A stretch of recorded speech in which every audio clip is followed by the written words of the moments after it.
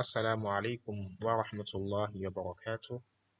So this is the continuation on the conditions of Salah under the book of prayer. Last week we discussed about the second condition that must be met before our prayer can be accepted by Allah Azza wa Jal. So now today we will delve into the third condition, and that is ijtinabun najasa. Literally it means avoidance of impurity. We should get rid of any najasa in our body or the place or our clothes before the prayer can be accepted by Allah Azza wa Jal. So it is said that مما يشترط للصلاة اجتناب النجاسة بأن يبتعد عنها المصلي ويخلو منها تماما في بدنه وثوبه وبقعته التي يقف عليها الصلاة. Among the conditions of Salah that is required for person that want to perform prayer is what? He or she should stay away from any impurity completely, entirely, and ensure that his body, his clothes or garments, and the place are very, very clean and pure. والنجاسة قدر مخصوص يمنع الصلاة أو يمنع جنسه الصلاة كالميتة والدم والخمر والبول والغائط لقوله تعالى وثيابك فطهر قال ابن سيرين اغسلها بالماء. So now they want to tell us the meaning of impurity, though it's something we've already known before.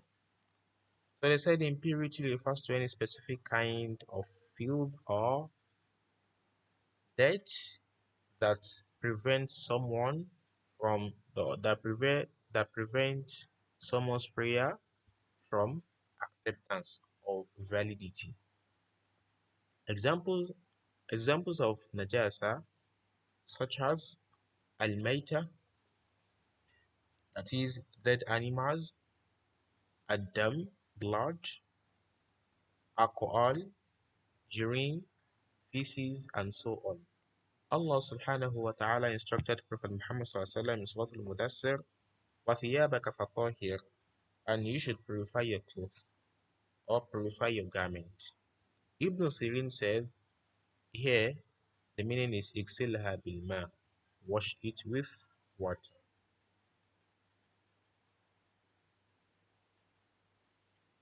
قال النبي صلى الله عليه وسلم تنزهوا من البول فإن عامة عذاب القبر منه. Prophet Muhammad صلى الله عليه وسلم said in one of the narration or in one of his tradition, he said that تنزهوا من البول, you should all avoid urine. فإن عامة عذاب القبر منه, because most of the punishments, the major punishments in the grave come from it. That is, urine is the reason for the major punishment or torment in the grave. So this is why you must always get rid of impurity. Another one, أمر المرأة أن تغسل ثوبها إذا أصابه دم الحيض وتصلي فيه. Prophet also used to instruct the women that they should always make sure to wash their clothes after it has been it has been touched or it has been mixed with menstrual blood. وأمر بدلك النعلين ثم الصلاة فيهما. Prophet always ordered the Sahaba, used to order Sahaba that they should wash their sandals. They should scrub it before they can pray with it. Likewise, Prophet Muhammad sallallahu alaihi wasallam, he poured water over urine that is spilled by one of the people then in masjid. So all these actions show that we must get rid of najasa, impurity, before we can pray. So we have a lot of adilla or evidences aside from those ones. Now, these are the things that we must take note of. من رأى عليه نجاسة بعد الصلاة ولا يدري متى حدثت فصلاته صحيحة، وكذلك لو كان عالما بها قبل الصلاة ولكن نسي أن يزيلها فصلاته صحيحة على القول الراجح. So whoever notices impurity on himself after prayer, but the person doesn't know when it occurred. So what is the Islamic ruling regarding the prayer of that person? It is validity. That is, the prayer is valid because he doesn't know when the impurity occurred. Also, لو كان عالما بها قبل الصلاة, if he knew of this impurity before starting salah, but نسي أن يزيلها, he forgot to remove impurity before starting his salah, فصلاته صحيحة على القول الراجح. So, according to the most preferred opinion also, his prayer is valid. وإن علم بالنجاسة في أثناء الصلاة وأمكنت إزالتها من غير عمل كثير.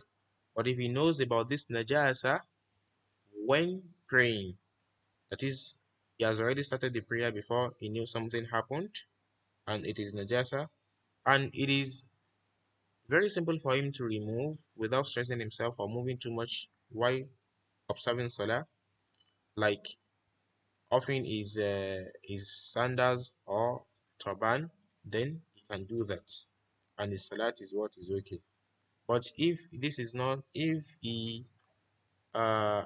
is not easy for him to do that without moving too much, then the prayer has been invalidated. That it has become invalid. ولا تصح الصلاة في المقابر. This is another thing that we must know.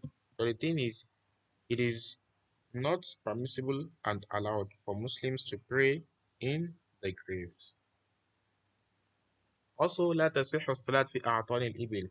Another thing is, it is not allowed for Muslims to pray in a place where camels rest.